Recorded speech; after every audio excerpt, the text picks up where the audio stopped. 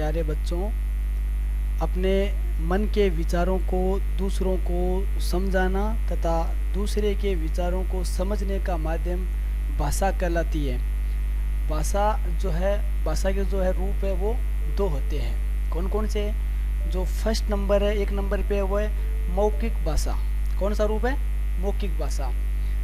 इसके अंदर आप देखिए दो चित्र बने हुए हैं। आपको यहाँ पर दो चित्र आपको बने हुए यहाँ पर मिल जाएंगे।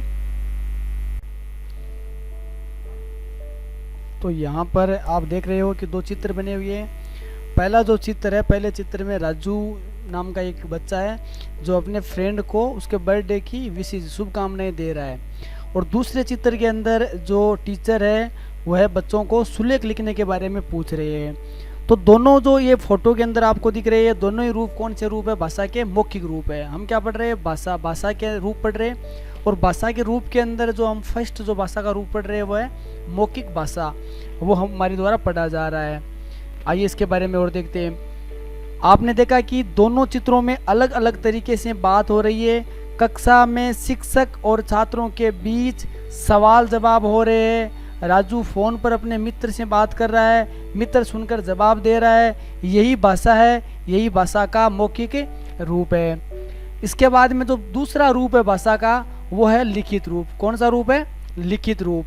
लिखित रूप के बारे में हम बात करते हैं। बच्चों, पहले चित्र में शिक्षक श्यामपट पर हिंदी के प्रश्न, श्यामपट यानी जो अपना बोर्ड होता है, बोर्ड पर हिंदी के प्रश्न उत्तर लिख रहे हैं। ये देखिए यहाँ पर जो टीचर है वह इस बोर्ड पे प्रश्न और उनके आंसर्स लिख रहे हैं। छात्र पढ़कर समझ रहे हैं। दूसरे चित्र में हिमांशु पत्र पढ़कर अपने मित्र की बातों को समझ रहा है। ये जो सेकंड आपको यहाँ पर इमेज दिखाई दे रही है, इसके अंदर एक बच्चा है राजू नाम का, जो क्या कर रहा है, लेटर आया हुआ है इसके फ्रेंड का, उसको पढ़ रहा है वो और उनकी बातों को समझ रहा है।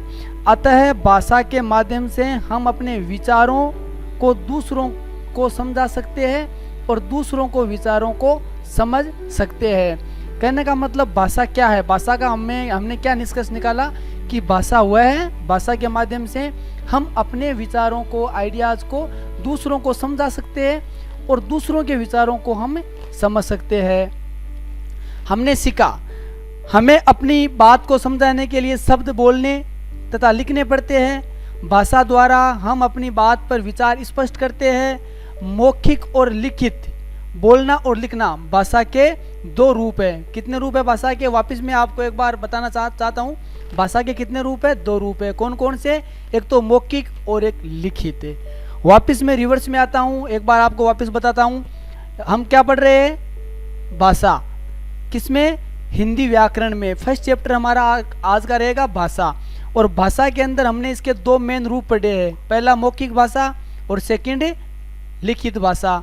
मौखिक भाषा वो भाषा होती है बोल के बताते हैं। लिखित भाषा कौन सी होती है? जो हमें लिख कर बताते हैं, लिख कर एक दूसरे के विचारों को समझते हैं।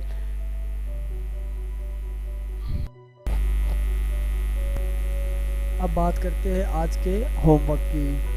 तो होमवर्क के बारे में मैं बताना चाहूँगा, सभी पेरेंट्स को बताना चाहूँगा कि आप जो यहाँ पे आज क्वेश्चन बताए जाएंगे, इन क्वेश्चंस को आप बच्चों से करवाए, क्योंकि बच्चे आई थिंक देख के खुद नहीं कर पाएंगे।